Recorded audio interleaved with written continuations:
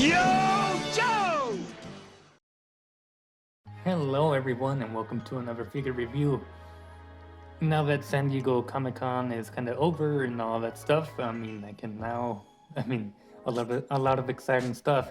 But if you want to hear my thoughts on it or go through a quick recap of that, I did do a live stream with a good friend of mine, You're a Casual Clone. I'll leave a link in the description below so you guys can check it out. It's almost 2 hours long, but you know, we covered Star Wars, Marvel, and the G.I. Joe. We just had good fun going through them, and we geeked out for 2 hours. That being said, here's an exciting figure which arrived last week, Friday, and I couldn't resist myself, and I did open it before recording this video. So we'll take a quick look at the packaging here. Nice portrait of Scrap Iron. You see all those scars, and he just looks beat up, man.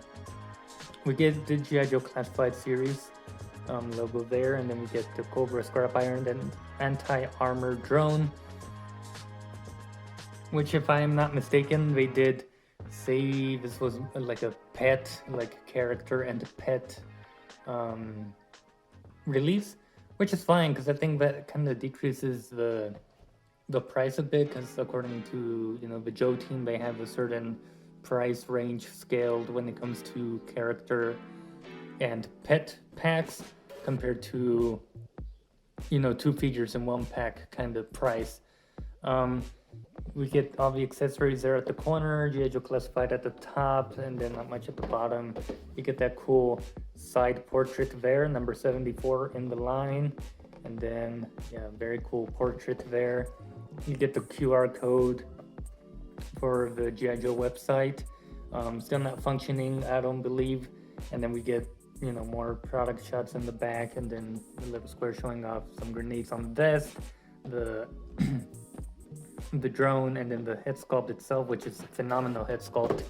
And to quickly cover the Easter egg we get in this sort of digital render thing, we obviously have drone and Scrap Iron himself. They are on the sort of G.I. Joe base, and we have a bus here, which is referencing an episode in the Serpentor Arise episodes, and this is where he was carrying a bunch of bats, and they all come out of that bus, and then they overwhelm the Joes, and they kind of pin them down for a bit, but obviously the G.I. Joes come out on top when Sergeant Slaughter arrives and helps them out. So that's a reference. I'll probably plug in footage from the cartoon. Yard stare? General quarters, now! They sounded the alarm! Attack! Why is Cobra Commander using stuns? They're fast, but they don't have the armor or the punch of the old his tanks. Maybe old Chrome Dome is running low on... Hold on! What are those things? They look like robots. Battle android troopers! Forward and destroy! We keep blasting, but they don't drop. There ain't no way to make them stop. And yeah, with that being said, I do want to show off the inside. As always, we get the cool black and white portrait there, this time much bigger and larger with Cobra logos in the back there. Very nice looking portrait. And then we do have a much larger sort of accessory box, so Scrap Iron and drone, 74 Cobra logo, handle at the top, and number 70. So very cool, big wide box, and a cool black and white portrait. Definitely a box I want to keep and not throw out. I love this box design. I love the presentation at the front. Mine did get a little banged up here at the corner, so thank you FedEx for mishandling my box. But yeah, there that is. Now let's talk about accessories. When it comes to accessories, we get a good amount of them, and pretty big ones at that. Starting off with the helmet, because it's one of the smaller ones. We get some gray there for like the earmuff pieces. You get some nice glossy black there for the For the lenses, we get a nice Cobra sort of symbol there. As I zoom in and try to focus on it, you see the fangs and all that nice detail in there. Nicely sculpted. It goes over his head pretty good. It is a bit of a looser fit on his head, but I think it's better than a tighter fit, which risks, damaging the head sculpt paint. And then we do get a new pistol mold, which is very nice. We do get that nice texture in the handle there, and then we get these sort of ridges at the top, and then it goes further into the back over here. It does have a porthole, which I'm gonna test to see if Blastafix can fit in it. And as you can see here, the Blastafix do fit on there. It is a bit of a tighter fit. There goes a truck. It is a bit of a tighter fit because, yeah, I think the mold should be fine. But yeah, they do fit on there, so you can get some cool shooting poses with this pistol. We do have a whole bunch of other stuff to look at here. We get 2 missiles for the drone, and these both have the laser guided ×04 printed on there. Very nice, I mean, pretty plain. And I almost forgot, but I do need to bring him down for the review. Almost forgot to bring down our vintage scrap iron and the drone system down for the review so that they can join us throughout this experience. And I just wanted to compare, sort of the molds from back then and now. I don't have the original one. I think the original was like an all black and red missiles, whereas I have blue missiles and a red turret, but it's still very nice to have. And yeah, you can see where the mold is like almost the same. Obviously this one is a lot more shorter there, as you can see, but pretty much the same shape as you can see there.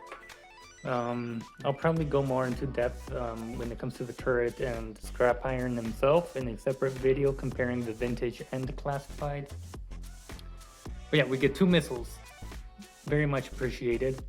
We get 2 trailing sort of smoke fire effect, which should represent, the missile firing off. And as you can see, it ports in there very well. You have a connector there, goes in. And I will say one of them was a very tight fit, and where the other one was a bit looser. I think this is the looser one.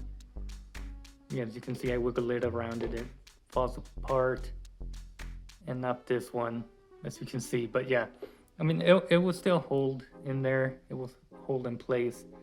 But yeah, you can see we get a shorter trail there, and the white is painted on, so I do have a few nicks here and there from, my own fault. I've been using it.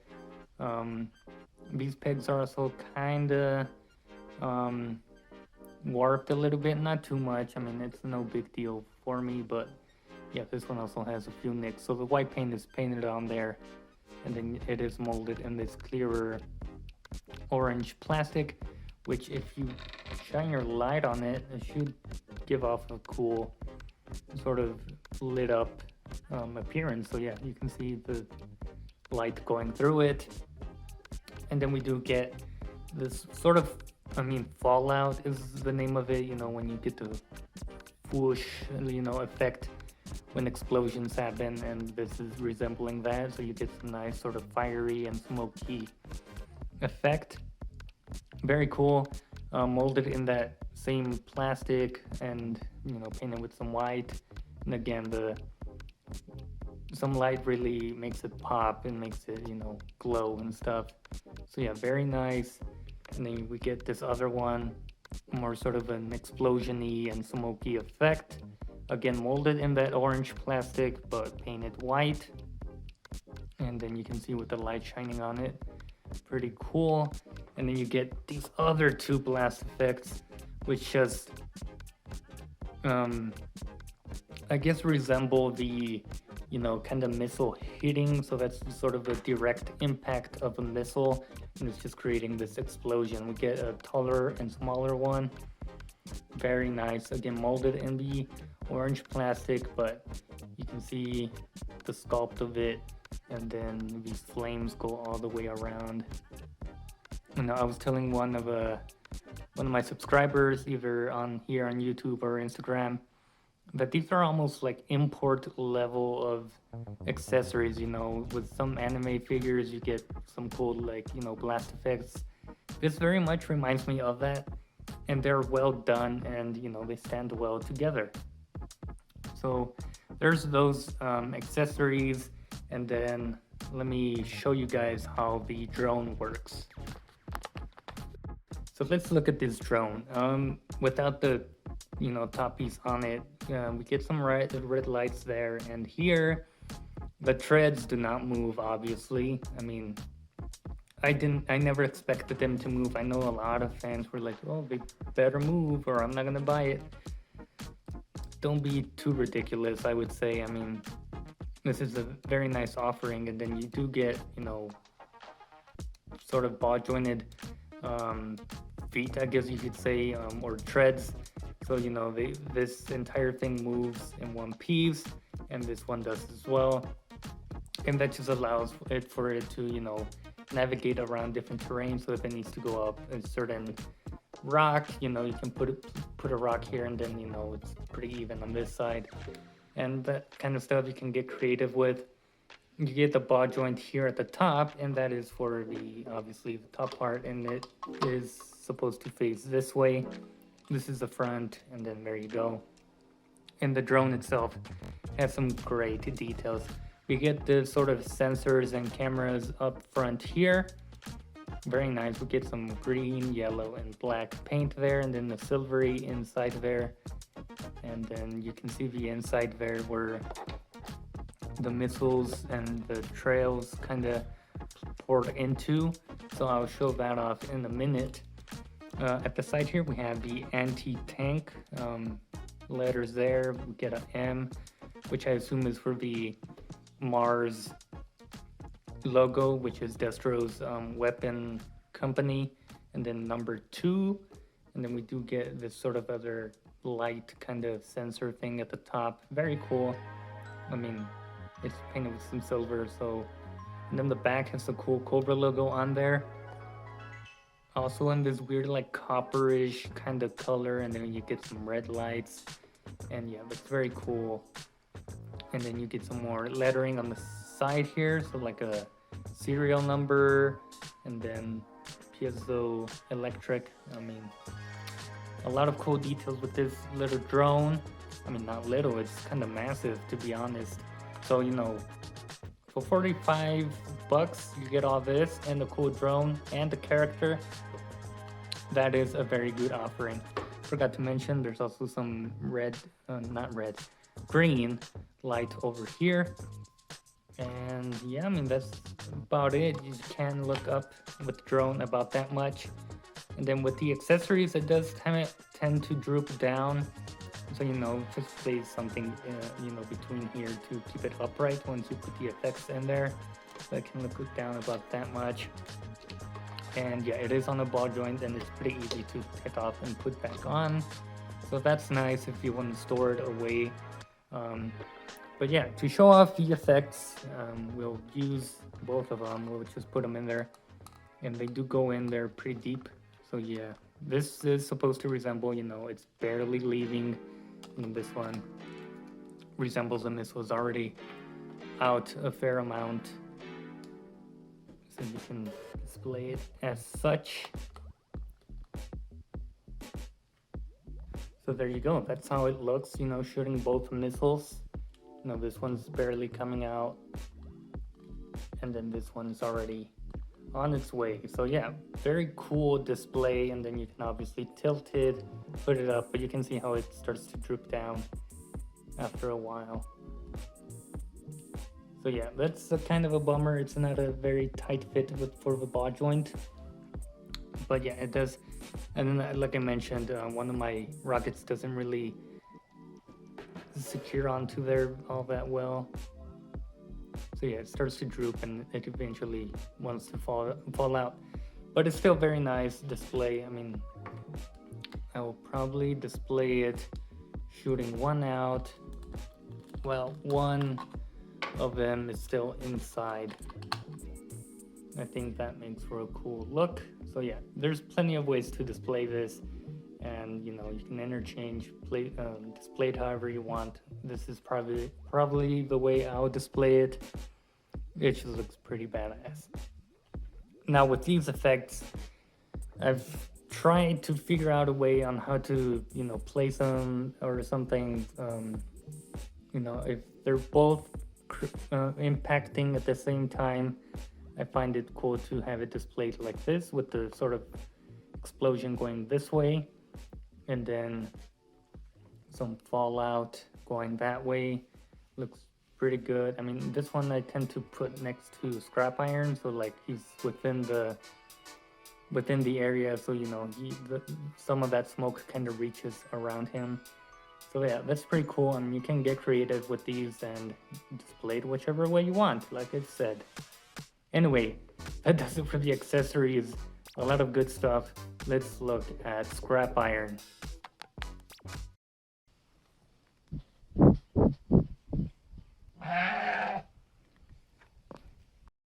Here we have him. Now, I overall love this figure, and there is also a downside. So let's get straight into the articulation. He does look up a bit, as that much, and then he does look about a little bit, and then he does have the great head pivoting. You know, we get the double jointed dumbbell joints at the bottom of the neck and the top of the head, so that's very nice. And then you do get arms that go out about that much, a bit tight, as you can see there, a bit tight on those shoulder joints, but not enough to, you know, break the figure. We do get butterfly joints in there, and for the most part they're not all that, you know, they don't provide the best range, but you know, they're there. They provide some extra range. You get double jointed arms, so that's nice, and then you do get swivels there. This is a vertical hinge, so it goes up and down, whereas this is a side to side horizontal hinge on this hand. And then you do get the waist swivel there, very smooth waist swivel, I might say. And then you do get a bit crunch in there. I mean, that's about as much as I've been able to get him to crunch, which is honestly enough for me. I don't need him to crunch a whole lot. He does kick forward quite a fair amount. He does have a drop down hip system, which is pretty much covered by these straps here, which we'll get into later. And then you do get the upper thigh cut, boot swivel, and then you get boot going back about that much, and then forward about that much, and then you do get the ankle pivot. So yeah, here's a few of my complaints. I think the joint here is a little too tight, just a little bit. There's like a bit of an excess in plastic in there, not on this side, so you know, this one moves kind of freely, but not on this side. This side, I think, has a bit of an excess plastic. I mean, I can't really tell, but yeah, it is a bit of a tighter. And then, you know, there's always that complaint of the boot being too soft, or the peg being too soft. But my other complaint would be the knees. Super tight knees, at least not this top part, but this bottom part sure as hell is super tight. And the reason is there is an excess amount of plastic, as you can see there, that plastic kind of rubbing off. I've so far kind of, you know, made it smoother, but you can still kind of hear the ratchety of the joint. And then you do get, I mean, mine super tight on this leg, yeah, as you can see there. So I recommend heating this guy up before you move his knees, because they are very tight. I just kind of brute forced it and, you know, hope for the best. Hopefully it didn't break apart. But yeah, that does it for articulation. I did give him an extra weapon here, an SMG with the string. You know, just to give him a bit more firepower when he's not using his drone. Because, you know, other than the pistol, that's kind of, you know, dangerous situation. But looking at the details with this guy, Hasbro always knocks it out of the park. I don't know how they keep outdoing themselves, but look at that head sculpt. Look at that scarring. And, you know, with the recent reveal, you know, I just want to shit on Black Series a little bit. That recent pre-Vizsla or whatever his name is, not the greatest looking scar that they put on him. It stands out too much and it just looks like a giant worm on his face. But this is how you do scarring. Look at this. This is how you do proper scarring. And then you get that sort of whited out eye in there. Very nice looking. This is just a gnarly to look at. Look at it. So yeah, a bit of background on Scrap Iron is that he's sort of a perfectionist when it comes to explosions and what he does. And, you know, it tells a story that at some point, you know, or he became a perfectionist after a certain incident happened. So, you know, accident happens and now he makes sure that no more accidents happen. And, you know, he is a perfectionist. And looking at more details, we have a Cobra a little bit there on his shoulder. We get new padded arms there. Very nice. I like the new vest that they gave us. I thought they were going to reuse the Cobra Viper vest, but nope, they gave us a new vest. Little pouch there, grenades there, painted buckles there, and even on the back it's painted. So yeah, very nice texturing. We get another sort of belt and strap piece here, all connected with some nice sort of goldish, copperish color there. Some black, and then not much on the back. You know, some more black, and then we get painted buckles here for these straps. Even the back over here and on this side, very nice. New padded knees, very cool. These are new boots as well with some red on them. Very lovely, very awesome looking figure. Yeah, I mean, there isn't much to say. I really love how, you know, Scrap Iron turned out. I will compare him to a few other G.I.Joe members that have that sort of scarring, just to, you know, compare and see who has the most badass looking scars out of this line. Alright, so here I have Firefly, which at the time he had a gnarly looking head sculpt. I don't think he holds up as much anymore. Especially with that new one coming out. I mean, the new one has a more cartoonish kind of look, but, you know, for the time, you know, this was pretty good. And I, for some reason, thought he had scars on him, but apparently he does not. Tomax or Zamat, I forget what this one, his name is, because they're twins, obviously, you're gonna mistake them. But yeah, you get a cool scar on him. I mean, no big deal, you know, maybe you got in a little fight and got cut up with a knife. Oh, boo-hoo, little scar there. And then we move on to freaking Major Blood over here, who has some more deep scars in there, you know. He really got into a fight and he came out on top, and he is still alive and kicking. And yeah, this is considered by far one of the best, you know, classified head sculpts. I mean, there's plenty of great sculpts out there, but people still regard this as one of the best looking head sculpts, and painted and all that stuff. And you know, it shows, you know, it's very good looking head sculpt. But now looking at Scrap Iron here, who looks to have had a much rougher time, and I think that would go to Scrap Iron.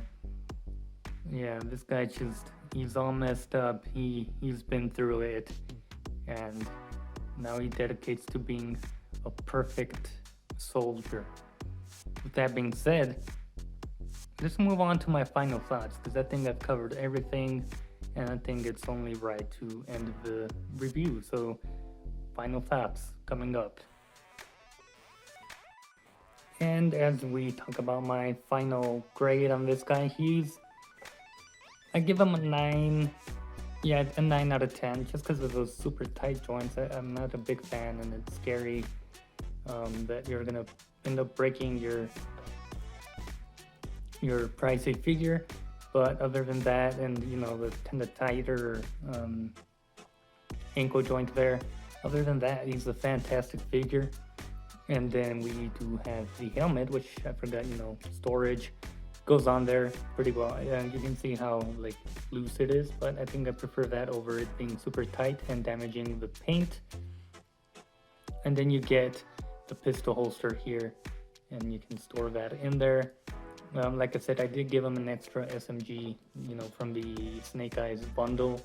I think, you know, Scrap Iron needs a bit more defense around him. So yeah, oh, there goes my flashing light. Let me get that fixed. With that being said, let's put him up here on the spinning platform.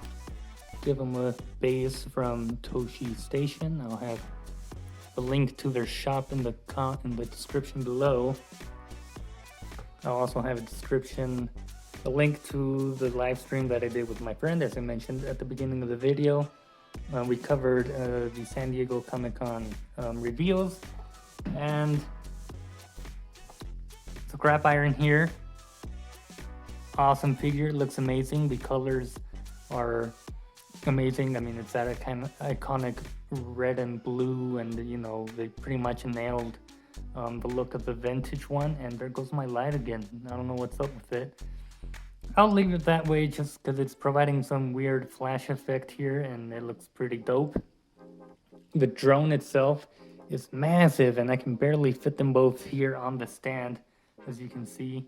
And actually, I did forget one accessory, and I forgot to bring it with me, so I'll quickly run and get that and show it off. But it is his little pad to control the drone.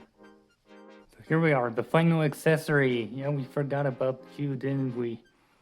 Very cool. I mean, it's very basic, but you know, we get some cool sort of screen image there. We get the analog sticks, a few buttons, the antennas, and you know, the back sort of bolted on there. And yeah, I'm out of breath.